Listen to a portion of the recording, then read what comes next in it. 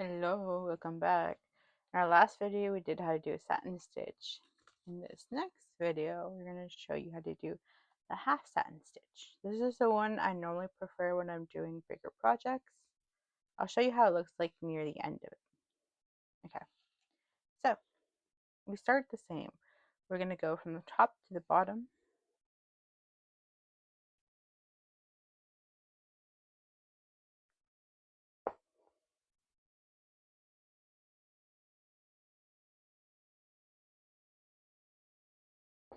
Okay, there we go.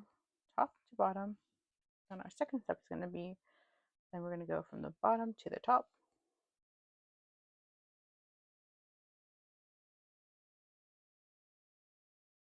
Again, always try to aim to do it right next to it.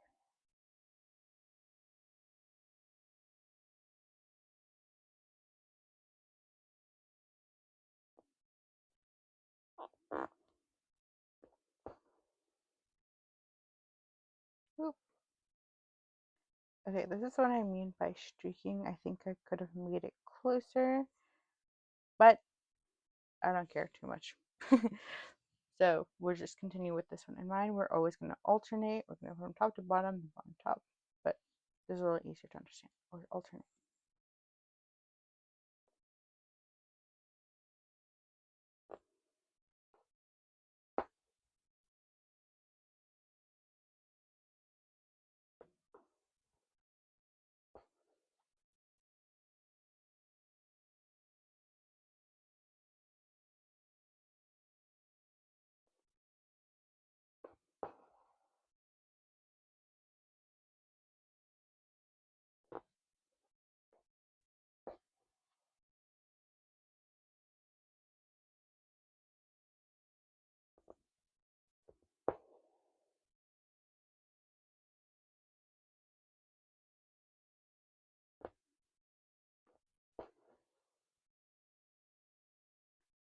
Okay.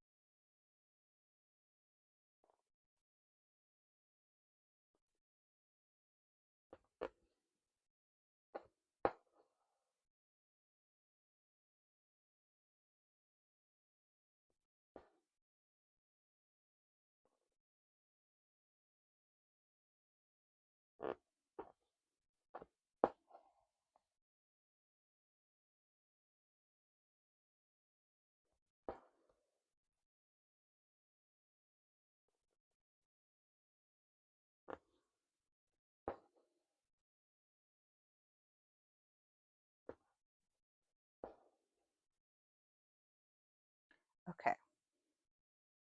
Now that we're close to the end, a little bit closer than I would have liked, to be honest, we're going to stop alternating near the end and we're going to continue like our normal satin stitch. Okay.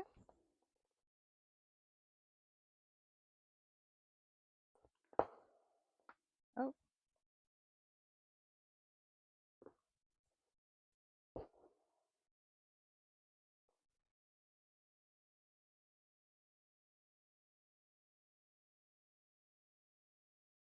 Okay.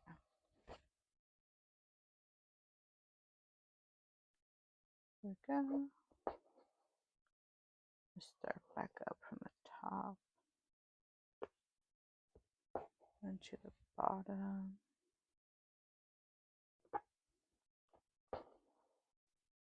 To top once more.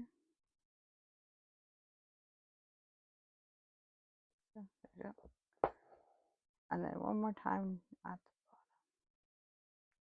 bottom. Okay, the reason for this is that, especially for this satin stitch here in the box, by the time we turn it around, we have something to then be able to tie it to.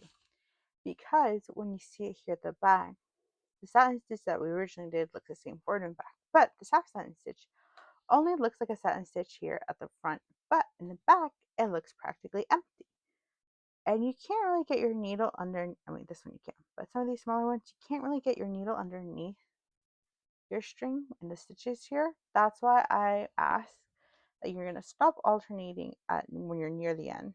So then you have enough string here at the back to be able to put your needle underneath it and start to do a knot like this.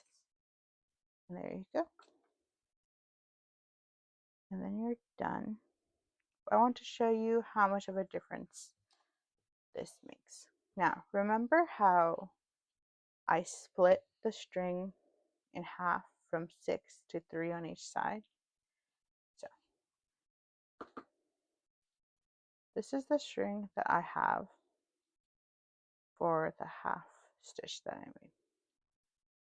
I don't know if you can fully see it there. And this is the string I did for a full satin stitch. Okay.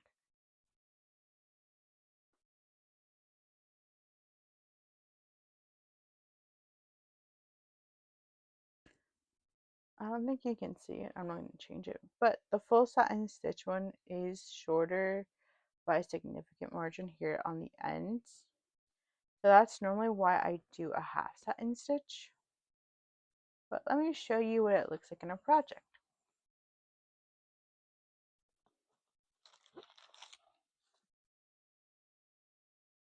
Okay, so this is the one I was doing for this last one for July. This is what the satin stitch looks like in the front. But when we open it and look on the inside, it's pretty empty. So I only do halfway there. The reason for this one, in particular for this project, is because this one is a pencil pouch. If I did a full satin stitch like I normally would, I would think that when I put pens or pencil in there, it might catch and then ruin the embroidery. So that's a big reason why I do a half satin stitch for certain projects. Part of it would be saving string because you don't have to do the full thing. On the other hand, it is more for safety when it comes to not getting something too stuck on one end. I didn't make a mistake here. I did a full and I didn't mean to, and it's gonna annoy me. But that's how this looks like at the end.